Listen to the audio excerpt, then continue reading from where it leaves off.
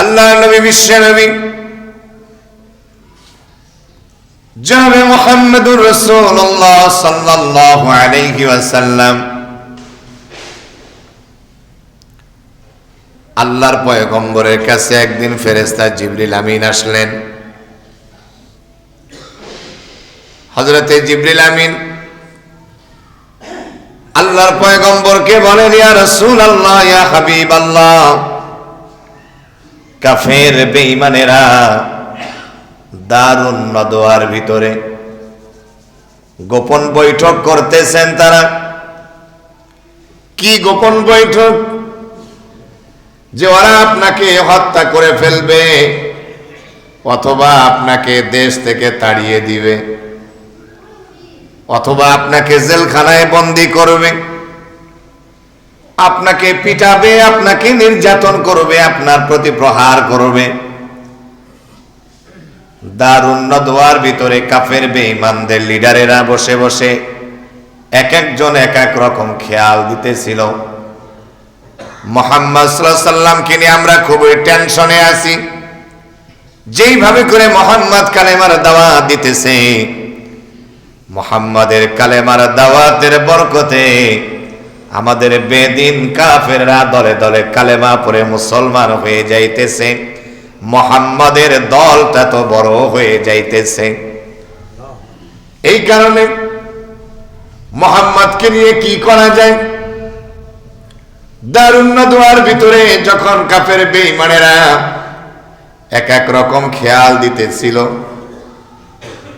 এর ভিতর দিয়া কোনো খেয়াল গ্রহণ করা হলো না। একটি খেয়ালই গ্রহণ করা হলো যে মুহাম্মদ সাল্লাল্লাহু আলাইহি সাল্লামকে দুনিয়া থেকে কাফের বেঈমানেরা বিদায় করে দিবে, হত্যা করে ফেলবে। নাউজুবিল্লাহ। নবীকে দুনিয়া থেকে বিদায় করবে, এটা সিদ্ধান্ত হয়ে গেল। কারা করবে? কাফেররা এটাও পরামর্শ করে দারুন নদওয়ার ভিতরে প্রত্যেক গোত্রীয় প্রত্যেক বংশের এক একজন করে সুঠাম দেহের শক্তিশালী যুবককে বেছে নেওয়া হবে। ওই আরবের ভিতরে, মক্কার ভিতরে যত বংশীয় লোকেরা ছিল, গোত্রীয় লোকেরা ছিল, প্রত্যেক গোত্র থেকে এক একজন করে যুবককে বেছে নেওয়া হবে এবং তাদের হাতে থাকবে ধারালো তরবারি। ধারালো তরবারি দিয়া নবী যখন ঘর থেকে বের হবে, সবাই একসাথে একজোটে নবীকে আঘাত করে কাফের বেঈমানেরা দুনিয়া থেকে বিদায় করে দিবে। নাউজুবিল্লাহ। এই সিদ্ধান্ত হল। কাফেররা যখন এরকম সিদ্ধান্ত করেই ফেলল, আল্লাহ রাব্বুল আমিন ফেরেশতা জিবরিল আমিনকে পাঠিয়ে দিয়ে বলেন, নবীজি, কাফেররা গোপন বৈঠক করেছে। আল্লাহ পাক বলেন, কি গোপন বৈঠক? সূরাতুল আনফালে 30 নম্বর আয়াত আল্লাহ পাক বলেন, ওয়া ইয ইয়ামকুরু বিকাল্লাযীনা কাফারু লিয়ুসবিতুকা আও ইয়াকতুলুক আও ইউখরিজুকা ওয়া ইয়ামকুরুনা ওয়া ইয়ামকুরুল্লাহ ওয়াল্লাহু খায়রুল মাকিরিন। আল্লাহ রাব্বুল আমিন ফেরেশতা জিবরিল আমিনকে নবীজির কাছে পাঠিয়ে দিয়ে বলেন, নবীজি, স্মরণ করেন ওই সময়ের কথা যখন কাফেররা দারুন নদওয়ার ভিতরে বসে বসে পরামর্শ করেছিল, লিয়ুসবিতুকা আও ইয়াকতুলুক, আপনাকে বন্দী করবে, আও ইয়াকতুলুক, অথবা আপনাকে হত্যা করে ফেলবে, আও ইউখরিজুক, এবং আপনাকে দেশান্তরিত করা হবে, দেশ থেকে তাড়িয়ে দেওয়া হবে। আল্লাহ পাক বলেন, নবীজি, ওয়ায়ামকুরুনা ওয়ায়ামকুরুল্লাহ, ওরা তো ষড়যন্ত্র করে, কাফের বেঈমানরা তো ষড়যন্ত্র করে, কিন্তু আল্লাহ পাকও কৌশল করেছিলেন। ওই কাফের বেঈমানদের কৌশলের চেয়ে আল্লাহ পাকের কৌশল হলো সবচেয়ে বড়, সবচেয়ে উত্তম। ঠিক কিনা? আল্লাহ সবচেয়ে বড় কৌশল না। আল্লাহর কৌশলের চাইতে দুনিয়ার কোন মানুষের কৌশল আল্লাহর চাইতে বড় হইতে পারে না, ঠিক কিনা বলে? দুনিয়ার জালিমেরা যতই কৌশল করুক না কেন, ইসলামকে ধ্বংস করার পায় তারা যতই করুক না কেন, কিন্তু আল্লাহ পাকের এত বড় কৌশলওয়ালা আল্লাহ তাআলা, জালিমরা ইসলামকে ধ্বংস করতে আসলে জালিমেই ধ্বংস হয়ে যায়। দুনিয়ার কোন জালিম কৌশল করে টিকে থাকতে পারে না, ঠিক কিনা বলে? কেমন ওই যুগে কাফের বেঈমানেরা ইসলাম ওয়ালাদের প্রতি জুলুম করেছিল, ঈমান ওয়ালাদের প্রতি জুলুম করেছিল। আল্লাহ রাব্বুল আলামিন এই জুলুমের কথাগুলো, জালিমদের গোপন বৈঠকের কথাগুলো নবীজির সামনে তুলে ধরলেন। জিবরিল আমিন বলেন, নবীজি, মক্কায় থাকার আর পরিস্থিতি আপনার নাই। নিজের মায়ের জন্মভূমি, নিজের বাবার জন্মভূমি, আপনার জন্মভূমি এই মক্কাতুল মুকাররমায় আপনি আর থাকতে পারবেন না। যেহেতু কাফের আর বেঈমানেরা আপনাকে নিয়ে ষড়যন্ত্র সাজিয়ে ফেলেছে যে আপনাকে এই রাতের ভিতরে দুনিয়া থেকে বিদায় করে দিবে, আপনি মেহেরবানি করে আপনার সামানা গোছায়া আপনি হিজরত করার জন্য প্রস্তুতি নিয়ে নেন। আল্লাহর পয়গম্বর হযরতে আলী রাদিয়াল্লাহু তাআলা আনহুকে বলেন, আল্লাহ নবীজির চাচাতো ভাই ছিল আলী, আর একদিক দিয়ে ছিল জামাই, ঠিক কিনা বলুন? আল্লাহ নবীজির চাচাতো ভাই ছিলেন আলী। হযরতে আলী রাদিয়াল্লাহু তাআলা আনহু জান্নাতি মানুষ। নবীজি আমার ডেকে বলেন, আলী রে, তুমি আজকে আমার ঘরে থাকবা। শুধু আমার ঘরে নয়, আমি যেই বিছানায় ঘুমাই সেই বিছানায় তুমি ঘুমায়া থাকবা। কোনো টেনশন করো না, কোনো চিন্তা করো না। কাফের বেঈমানেরা জীবনে কোনোদিন তুমি আলীর ক্ষতি করতে পারবে না। হযরতে আলী রাদিয়াল্লাহু তাআলা আনহু কেবল আলী দিন, কাফের আর বেঈমানদের আমার কাছে অনেক কিছু আমানত আছে। ওই কাফেররা আমারে নাম দিয়েছে আলামিন, আমি হলো বিশ্বাসী। যেহেতু আমি কাফেরদের অত্যাচারে জুলুমের কারণে আমি এই জায়গা ছেড়ে চলে যাইতেছি, মক্কা ছেড়ে দিয়া, কিন্তু তাদের আমানতগুলো আমার কাছে আছে।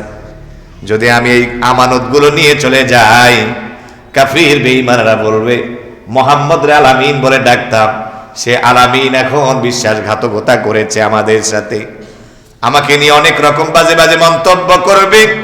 এজন্য আমি তোমাকে কঠিন বিপদের দিনে ওয়ালি, তুমি আমার এই আমানতগুলো তোমার কাছে রেখে দাও। সকালবেলা কাফেররা যখন আমাকে খুঁজে না পেয়ে তোমাকে পাবে, ওয়ালি তুমি এই আমানতগুলো তাদের কাছে পৌঁছে দিবা। হযরতে আলী রাদিয়াল্লাহু তাআলা আনহু আল্লাহর পয়গম্বরের বিছানায় শুয়ে আছেন। নবীজি কথাবার্তা শেষ করার পরে ওই রাত্রিবেলা কাফের বেঈমানেরা চতুর্দিকে যুবকেরা হাতে তলোয়ার নিয়ে আল্লাহ নবীজির ঘরে চতুর্পাশে তারা দাঁড়িয়ে আছেন। আল্লাহ নবীজি ঘরের ভিতরে হযরতে আলী রাদিয়াল্লাহু আনহু সহ গল্প করতেছেন। এই গল্পগুলা কাফেররা তো চতুর্দিকে হাতে তলোয়ার মারার জন্য রেডি, যেই দিক দিয়ে বের হবে একসাথে অ্যাটাক করবে। আল্লাহর পয়গম্বর হাতের মাঝে এক মুষ্টি বালি নিলেন, সূরাতুল ইয়াসিনের কয়েকটি আয়াতে কারিমা তেলাওয়াত করলেন। আল্লাহ নবীজি সূরা ইয়াসিন আয়াতগুলো তেলাওয়াত করার পরে ওই বালুর মাঝে আবার নবীজি ফু দিলেন এবং চতুর্দিকে বালুগুলো ছিটিয়ে দিলেন। চতুর্দিকে যেই কাফের আর বেঈমানরা দাঁড়ায়া দাঁড়ায়া তলোয়ার নিয়েছিল, প্রত্যেকটা কাফের বেঈমানদের চোখের মাঝে আল্লাহ রাব্বুল আমিন বালু কণা ঢুকায়া দিলে। সবাই কাফেররা এখন চোখ খোসাখুসি করে, কেউ আর চোখে দেখে না, সবাই কানার মতো হয়ে গেছে। এই ক্ষমতা একমাত্র কেবলমাত্র কার ভাইরা? আল্লাহ পাক। নবীজি একদিকে আর চতুর্দিকে কাফের বেঈমানদের চোখে পৌঁছায়া দিয়েছেন। জোরে বলেন তিনি কে? আল্লাহ তাআলা। তো কাফেররা যতই ষড়যন্ত্র চক্রান্ত করুক না কেন, আল্লাহর কৌশলের থেকে ওরা কৌশলওয়ালা নয়। সবচেয়ে বড় কৌশলওয়ালা আমার আল্লাহ পাক, ঠিক কিনা বলেন? আল্লাহর কৌশলের সাথে দুনিয়ার কেউ পারবে না। আল্লাহ সুবহানাহু ওয়া তাআলা এই কথাই বলতেছেন, নবী, কাফেররা আপনাকে নিয়ে ষড়যন্ত্র করে, চক্রান্ত করে। আমার প্রাণের নবী, জানের নবী মুহাম্মদুর রাসূলুল্লাহ সাল্লাল্লাহু আলাইহি ওয়াসাল্লাম, নবীজি এবার হেঁটে হেঁটে চলে গেলেন সিদ্দিকে আকবর হযরত আবু বকর সিদ্দিক রাদিয়াল্লাহু তাআলা আনহুর বাড়িতে। আল্লাহর পয়গম্বর যখন চলে গেল, আল্লাহ নবীজির শ্বশুর ছিলেন সিদ্দিকে আকবর। রাত্রিবেলা গিয়া যখন ডাক দিলেন,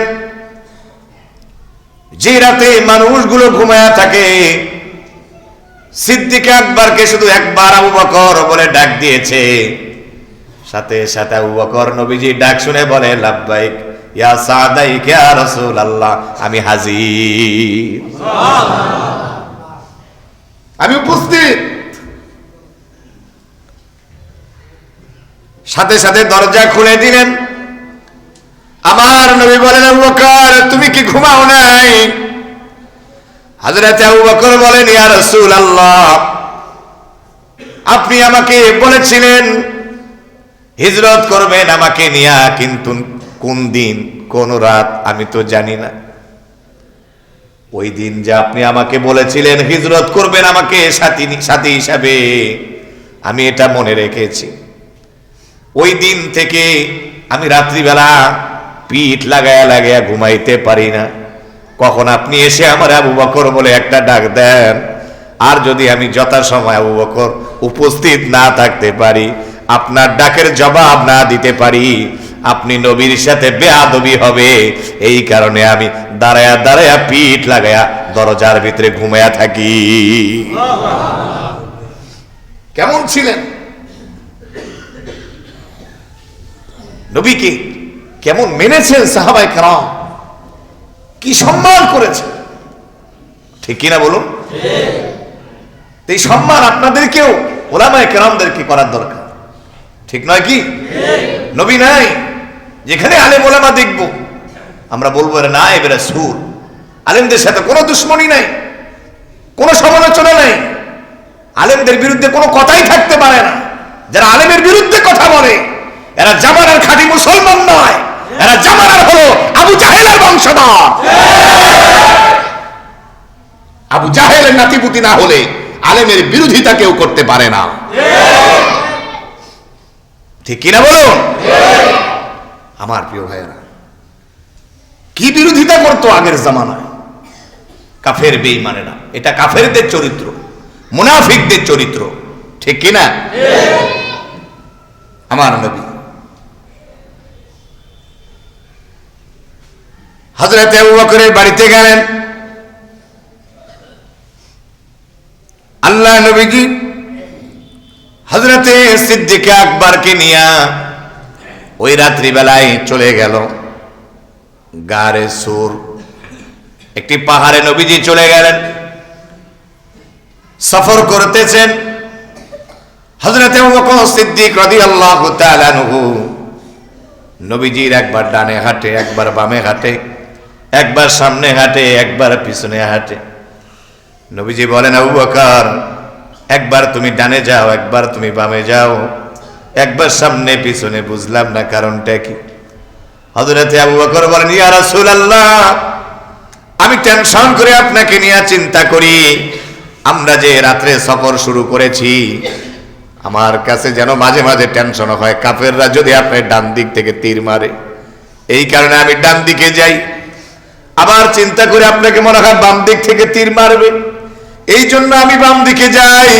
আবার মনে করি সামনের দিক থেকে মনে হয় তীর আসবে, এজন্য আমি সামনের দিকে যাই। আবার সামনে যখন যাই মনে করি পিছন থেকে মনে হয় দুশমন আপনার তীর মারবে। এই কারণে আমি পিছন দিকে যাই। নবী গো, আপনার চতুর্দিকে আমি দেওয়ালের মতো চতুর্দিকে থাকতে চাই, যাতে করে কাফেররা আপনার ক্ষতি করতে না পারে। সুবহানাল্লাহ। কেমন আশিকে রাসূল ছিল সাহাবায়ে কেরাম। এই যুগের উম্মতেরা যারা, এই যুগের সাধারণ আওয়াম যারা, আপনারা আবু বকর যেমন নবীজির চতুর্দিকে ছিলেন, ডানে বামে সামনে পিছনে, ওলামায়ে কেরাম ইমাম সাহেবদের সাথেও আপনারাও ডানে বামে সামনে পিছনে চতুর্দিকে দেওয়ালের মতো লেগে থাকতে হবে। এটাই হলো মহাব্বত, এটাই ভালোবাসা। ঠিক কিনা বলে? ভালোবাসা এটাই বলে আলেম ওলামাকে, নিঃস্বার্থ ভালোবাসা।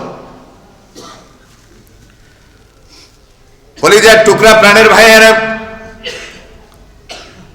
গারে সুরে বা নবীজি ভিতরে ঢোকার আগে হযরত আবু বকর রাদিয়াল্লাহু তাআলা বলেন, আল্লাহ রাসূল, ও আমার বন্ধু, ও আমার কলিজার টুকরা নবী, আপনি গুহার ভিতরে ঢুকবেন না। বলে কেন? কয় আগে আমি ঢুকি। যদি গুহার ভিতরে সাপ থাকে, গুহার ভিতরে যদি পোকামাকড় থাকে, গুহার ভিতরে যদি বিষাক্ত প্রাণী থাকে, আপনি নামার সাথে সাথে আপনাকে যদি দংশন করে, আমি আবু বকর সহ্য করতে পারবো না। আমি ঢুকি আগে, যা করুক আমাকেই করুক। সাপ যদি ছগল মারে আমারই মারুক, পোকামাকড় যদি কামড়ায় আমারই কামড়াক, আপনি নবী বেঁচে যান। কেমন ভালোবেসেছিলেন সাহাবায়ে কেরাম নবীকে। আল্লাহর পয়গম্বরের সঙ্গে কথা বলে সিদ্দিকে আকবর গুহার ভিতরে ঢুকে গেল, ময়লা আবর্জনা পরিষ্কার করলো, গর্তগুলো ছিল গর্তের মুখগুলো কাপড় দিয়ে বন্ধ করে দিল, গর্তগুলো সবগুলো ঢেকে দিল। তিন দিন 3 রাত ইতিহাসের ভিতরে আসছে, 3 দিন 3 রাত আমার নবীজি হযরত আবু বকর সিদ্দিক রাদিয়াল্লাহু তাআলাকে নিয়ে একটা গুহার ভিতরে নবীজি ছিলেন। আল্লাহর পয়গম্বরের কাছে খাবার পৌঁছিয়ে দিতেন হযরত আবু বকর সিদ্দিক রাদিয়াল্লাহু তাআলার মেয়ে হযরত আসমা বিনত আবু বকর রাদিয়াল্লাহু তাআলা আনহা। হযরত আসমা রাদিয়াল্লাহু তাআলা আনহা আল্লাহর পয়গম্বরের হযরত আবু বকর সিদ্দিক রাদিয়াল্লাহু তাআলা আনহুর মেয়ে ছিলেন। নবীজিকে কেমন মহাব্বত করতেন, কেমন ভালোবাসতেন। যেমন আমরা বলি শালিকা, এরকম শালি ছিলেন বা শালিকা ছিলেন হযরতে রাসূল আকরাম সাল্লাল্লাহু আলাইহি সাল্লামের। হযরতে আসমা রাদিয়াল্লাহু তাআলা নবীজিকে এত মহাব্বত করতেন, এত ভালোবাসতেন। আল্লাহর পয়গম্বর যখন গারে সুর থেকে যেদিন বিদায় নিয়ে মদিনার দিকে যাবে, হিজরত করবে, হযরতে আসমা রাদিয়াল্লাহু তাআলা আনহা এত নবীজিকে মহাব্বত করতেন। খাবারের যে বাটি আছে, খাবারটাকে যে প্যাকেট করবে, খাবারটাকে যে ব্যাগের মাঝে ঢুকায়া বাঁধবে, এরকম রশি ছিল না। হযরতে আসমা নবীজিকে এত ভালোবাসতেন, নিজের যে জামা, নিজের যে পায়জামা আছে অথবা নিজের যে এই পেটিকোট আছে, পেটিকোটের মাঝে একটা যে রশি থাকে মহিলারা বাঁধে, রশিটা খুলে খাবারের ব্যাগটা বেঁধে আল্লাহর নবীজির খেদমতে দিয়া দিলেন। সুবহানাল্লাহ। একটা কেমন ভালোবাসতেন দেখেন নবীজিকে। একটা পেটিকোটের রশি সেটা পর্যন্ত খুলে নবীজির কাছে দিয়ে দিছে, খাবার বেঁধে। রশি নাই, দড়ি নাই, কি ভালোবাসা! এটাই তো থাকা দরকার।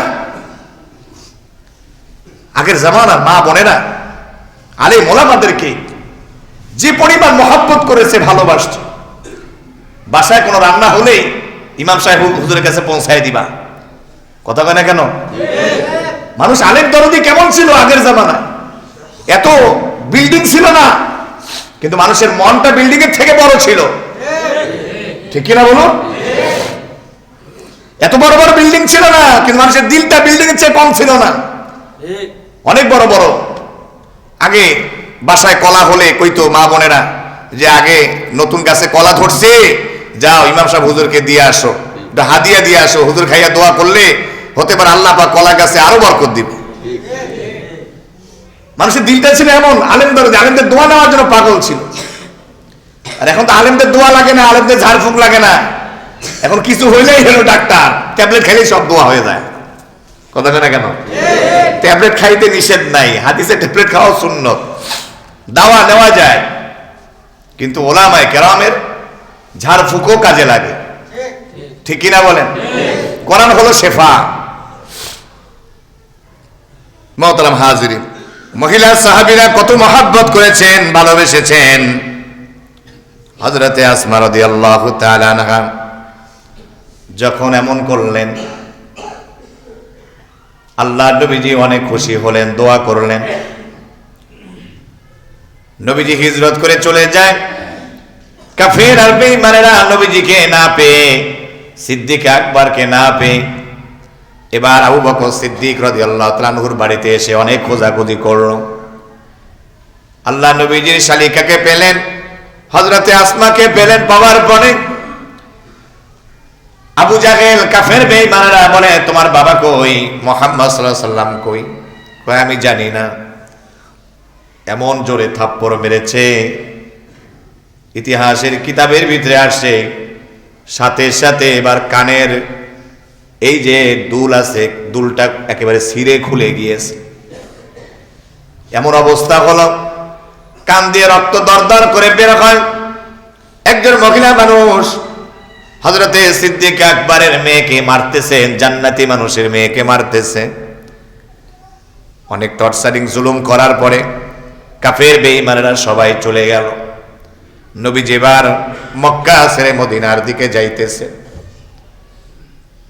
বারবার ওই বাইতুল্লাহর দিকে নবীজি আমার তাকায়, কাবা ঘরের দিকে তাকায়, আল্লাহর ঘরের দিকে তাকায় তাকায় বলে, ও আল্লাহর ঘর, তুমি আমার খুব পছন্দের, তুমি তো আল্লাহরও খুব পছন্দের। মনে বড় আশা ছিল তোমার আমি খেদমত করব, তোমার পাশে আমি থাকব। কিন্তু কি নিষ্ঠুর আমার ওই সমস্ত কওমে লোকেরা আমারে থাকতে দিল না। তাদের জুলুম নির্যাতনের কারণে মায়ের এলাকা ছেড়ে দিয়ে আমি চলে যাইতেছি। বাইতুল্লাহর দিকে নবীজি আমার তাকায়, আল্লাহর ঘরের দিকে তাকায়া তাকায়া চোখ বেয়ে বেয়ে টপ টপ করে নবীজির পানি ঝরে। নবীজি আমার কান্দে, মন চায় না যেতে, মক্কা ছেড়ে যাইতে চায় না মন। নবীজি কিছু দূর যায়, আবার বাইতুল্লাহর দিকে নবীজি তাকায় আর কান্দে। হযরতে আবু বকর সিদ্দিক রাদিয়াল্লাহু তাআলা আনহু সহ কাঁদতে কাঁদতে মায়ের এলাকা ছেড়ে দিয়া বহু দূরে চলে যাইতেছে। নবীজির আমার প্রচুর পিপাসা লেগে গেল। নবীজি ক্লান্ত হয়ে গেলেন। পাথরের উপরে নবীজি একটু হেলান দিলেন, রেস্ট করলেন। পাশেই দেখতেছেন বকরি দেখা যায়, বকরির পাল দেখা যায়। সিদ্দিক আকবর যখন দেখে নবীজির কষ্ট হইতেছে, ওই বকরির পালের মালিককে মুনিবকে বলেন, একটু কি তুমি আমাদেরকে দুধ পান করাইতে পারবা? উম্মে মাবাদ মহিলা মানুষ, উনি বলে, তো আমার ছাগল ছাড়া তো এই ছাগলগুলা তো ওখানে দুধ নাই, কিভাবে করে আমি মেহমানদারি করব? ঘরেও তেমন আমার খাবার নাই, দুর্ভিক্ষের দিন। আল্লাহ নবীজি দেখেন এক কোনার ভিতরে একটা অসুস্থ ছাগল দেখা যায়। ছাগল ছানা একেবারে ছোট বাচ্চা। সিদ্দিকে আকবরকে নবীজি বলেন, সিদ্দিকে আকবর রে, ছাগল ছানারে আমার কাছে নিয়ে আস। আল্লাহ নবীজির কাছে নিয়ে আসলেন। নবীজির হাত মোবারক ছাগল ছানার ওলানে দেওয়ার সাথে সাথে ছাগল ছানার ওলানের ভিতরে আল্লাহ পাক দুধ দিয়া পরিপূর্ণ করে দিয়া দিলে। উম্মে বাবা বাবা হয়ে গেল। নবীজি নিজেই দুধ দহন করলেন, তৃপ্তি সহকারে দুধ পান করলেন, এবং পাতিলের মাঝে পুরা পাতিল দুধ একেবারে ভরায়া আল্লাহ নবীজি যাদের বকরি তাদেরকে নবীজি দিয়া দিলেন। আল্লাহর পয়গম্বর সবাই মিলে তৃপ্তি সহকারে দুধ পান করে নবীজি আবার সেই জায়গা থেকে হিজরত শুরু করে দিয়েছেন। সুবহানাল্লাহ। কাফেরদের মাথা নষ্ট, মুহাম্মদরে ধরতে হবে, আটকাইতে হবে, যাইতে দেওয়া যাবে না। কে আছো যদি মুহাম্মদকে তোমরা আমাদের কাছে ধরিয়ে দিতে পারো 100 উট তারে পুরস্কার দেওয়া হবে। নাউজুবিল্লাহ বলেন। কয়শো উট? 100 উট পুরস্কার দেওয়া হবে। সুরাকা নামে একজন আল্লাহ পাকের বান্দা ছিল, ওই সময় কাফের ছিলেন। উনি এবার দৌড় শুরু করে দিল নবীজিকে আটকানোর জন্য। নবীজিকে ধরবে, নবীজিকে ধরে কাফের বেঈমানদের হাতে তুলে দিবে। আমার প্রিয় ভাইয়েরা, কত ষড়যন্ত্র, কত চক্রান্ত করা হলো। হিজরতের পথেও বাধা, কত জুলুম আর নির্যাতন। নবী আমার কত জুলুম নির্যাতন, বুকে ব্যথা বেদনা নিয়া মক্কা ছেড়ে চলে যাইতেছেন মদিনার দিকে। মদিনার মানুষ এমন ভালো ছিল, নিজের এলাকার মানুষ কত কষ্ট দিয়েছে, কিন্তু মদিনার মানুষ নবীজিরা আপন করে নিয়েছে। সুবহানাল্লাহ। এজন্য কাছের লোকেরাই বেশি কষ্ট দেয়। কথা কেন কেন? হ্যাঁ, কাছের লোকেরাই বেশি কষ্ট দেয়। দূরের মানুষরা মহাব্বত বুঝে, ভালোবাসা বুঝে, আছে না নাই? কাছের লোকে কষ্ট দিবে, দূরের মানুষ কত সম্মান করবে, কত মূল্যায়ন করবে। এজন্য কাছের লোকরা বেশি কদর বোঝা। দামি জিনিসের, রত্নের হলো কদর বোঝা। ঠিক কিনা বলেন?